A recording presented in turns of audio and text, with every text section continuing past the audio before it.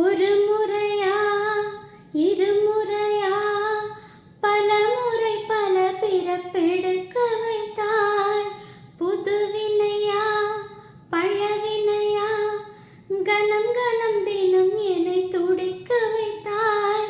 இங்க நான் இப்போ எடுத்து இருக்கக்கூடிய பிறவி ஒரு முறையே எடுத்ததா இல்லை பல முறையாக எடுத்து இங்கே வந்திருக்கேனா? முன்ன பின்ன நான் இந்த இடத்துல இந்த பிறவியில் அனுபவிச்சிருக்கேனா? வேற பிறவிகள் எடுத்திருக்கேனா?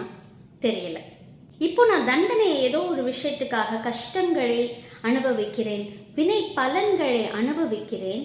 ஆனால் இது நான் எப்போதோ முன் ஜென்மங்களில் நான் செய்த பிழைகளின் வினை பயனா?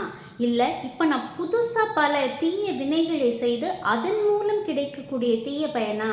இதை தெரிந்து கொள்ளக்கூடிய ஞானமும் என்னிடத்துல இல்லை, எனக்கு தெரியல அப்படிங்கிறாரு. உண்மையாவே பல பேர் தன்னோட வாழ்க்கையில நிச்சயமா அதை யோசிச்சிருப்பீங்க. நான் ஏன் இந்த கஷ்டத்தை அனுபவிக்கிறேங்கிற காரணமே எனக்கு தெரியல அப்படின்னு. அப்போ இது ரொம்ப ரிலேட்டபிளான ஒரு ஃபீலிங். பொருளுக்கு அலைந்திடும் பொருளற்ற வாழ்வென்னை துரத்ததே, உன் அருள் அருள் அருள் என்று அலைகின்ற மனம் என்று பிதற்றதே. ஒரு கட்டத்துல இறைவனோட அருள் மட்டும் இருந்தா போதும் அப்படிங்கிற திருப்தியை ஏதாவது ஒரு கட்டத்துல நிச்சயமா மனிதன் அடைஞ்சிருப்பான். இறைவனோட அருள் இருந்தா மட்டும் போதும், அந்த ஆண்டவனே நம்ம கூட இருக்கான் அப்படிங்கிற எண்ணம், அந்த மன திருப்தி நம்ம மனசை அடைஞ்சிருக்கும். அது வரைக்கும் இறைவனின் அருள் நமக்கு போதுமானது அப்படின்னு நினைத்து மகிழ்ந்த மனம் இன்று அதே இறைவனிடத்திலே சென்று, இறைவா என் நிலை மோசமாக இருக்கிறது, நீ எனக்கு சற்று பொருள் தந்து அருள வேண்டும் அப்படின்னு போய் வேண்டுற வேண்டுதல் இருக்கு பார்த்தீங்களா? அதனால இந்த ஆத்மா அதீத துன்பத்தை அடையுது.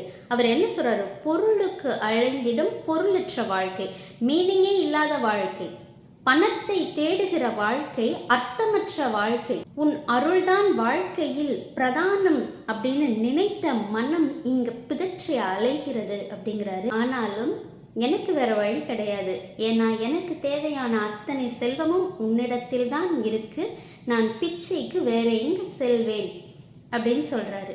ஸோ 1000 கஷ்டங்களும் கவலைகளும் இன்னல் நிலைகளும் நம்ம வாழ்க்கையில வந்தாலும் கடைசியா இறைவன் நம்ம கைவிட மாட்டார். நம்மளுடைய எல்லா இன்ப துன்பங்களிலும் அவருக்கும் பங்கு உண்டு.